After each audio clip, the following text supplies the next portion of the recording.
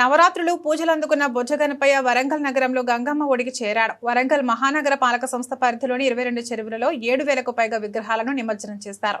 ఈ సందర్భంగా 2,000 మంది పోలీసులతో పటిష్ట బందోబస్తు ఏర్పాటు చేశారు. డీజే పాటలు, డప్పు చప్పులు, మేళతాళాల నడుమ నిమజ్జన కార్యక్రమాలు తెల్లవారుజాము వరకు కొనసాగాయి.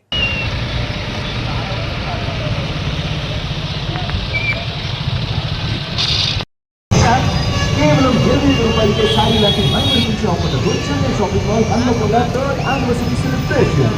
ఇంకా బంగారు ఆభరణాల బియ్యజాతీలపై 50% తగ్గింపు. The Chennai shopping mall Nakkalagutta Hanmakonda. Sangareddy జిల్లా తెల్లాపూర్ మున్సిపాలిటీ కొల్లూరు గ్రామంలో యూత్ అసోసియేషన్ ఆధ్వర్యంలో జరిగిన గణపతి నిమజ్జనంలో ముదిరాజ్ సంఘం తరపున దుద్దుల రవి ఆయన మిత్ర బృందం హాజరై స్వామికి పూజలు చేశారు.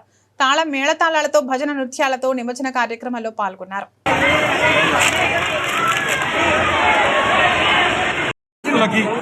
మరియు గణేష నిమజ్జనం చూడడానికి వచ్చిన అందరికీ గణేష్ తరఫున ధన్యవాదాలు తెలుపుతూ మా ఊరు ఒక గ్రామం ఒక విశిష్టత ఉంది.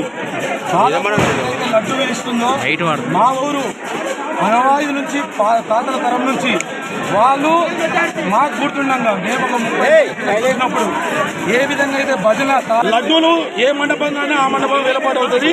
ఇక్కడ అలా ఉండదు. ఓన్లీ కొల్లూరులో బొడ్రాయి దగ్గర గ్రామ పంచాయతీ దగ్గర ఒక లడ్డు 10 రూపాయలకు కొన్నా, 1,00,000 రూపాయలకు కొన్నా ఎవరు వాళ్ళు నెట్టించి తీసుకుంటారు.